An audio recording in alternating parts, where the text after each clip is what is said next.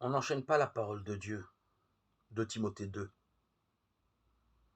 Paul appelait Timothée son véritable enfant dans la foi. 1 Timothée 1,2. Mais c'est probablement Eunice, sa maman juive devenue chrétienne, qui l'avait fait baptiser. Il est nommé très souvent dans les Actes des Apôtres et dans les lettres de Paul, dont il fut l'un des plus proches collaborateurs.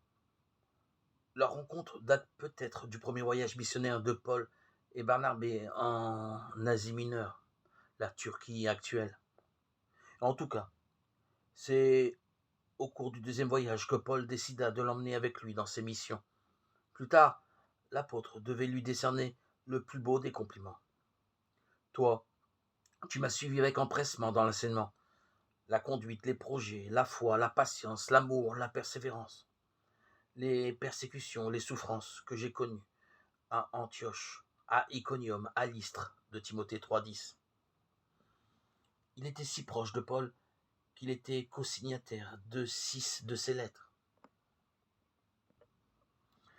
La deuxième, aux Corinthiens, les lettres aux Philippiens, aux Colossiens, les 2 lettres aux Thessaloniciens, et celle à Philémon, sans oublier qu'il est lui-même destinataire à son tour de 2 lettres. À travers celle-ci, on devine que Timothée exerça une mission importante, peut-être à Éphèse. Paul lui rappelle l'investiture qu'il a reçue du collège des anciens, par une intervention prophétique accompagnée de l'imposition des mains, 1 Timothée 4,14. Très peu avant son exécution, Paul écrit à son fils spirituel son grand désir de le revoir avant de mourir. Pour moi, voici que je suis déjà offert en libation, et le temps de mon départ est arrivé. Efforce-toi de venir me rejoindre au plus vite.